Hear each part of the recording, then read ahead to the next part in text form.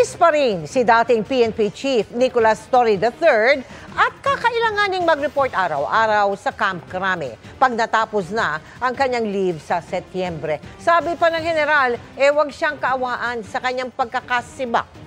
Nakatutok si June Veneracion. Ang pag-aresto kay dating Pangulong Rodrigo Duterte In virtue of the warrant of arrest issued by the ICC at ang manhunt kay Pastor Apollo Kibuloy, kabilang sa mga malalaking operasyong pinangunahan ni Police General Nicolas Torre III. Ako si General Nicolas Torre III. Bago siya itinalagang PNP Chief nitong Hunyo.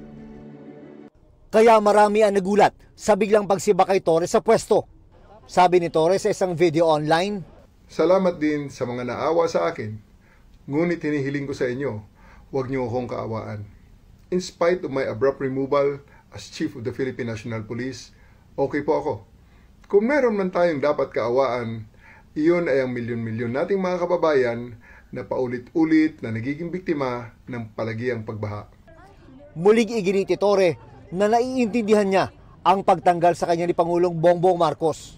Nauunawaan ko na kailangan niyang gumawa ng mga mabibigat na desisyon. Pulis pa rin naman ako, and I serve and I still continue to serve at the pleasure of the President and of our country.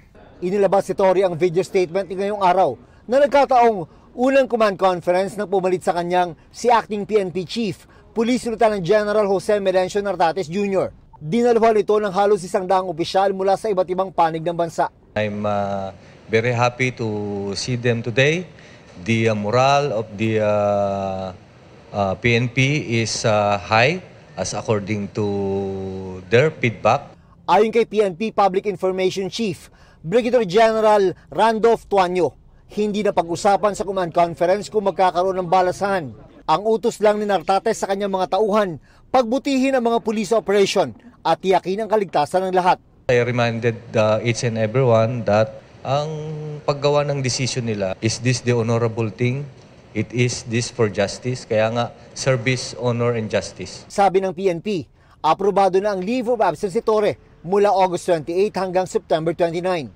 Pagkatapos na kanyang bakasyon, kailangan mag-report araw-araw ni Torre sa Personal Holding and Accounting Unit o PIHAW, kung saan kasama niya ang iba pang pulis na walang posisyon o yung tinatawag na naka-floating status.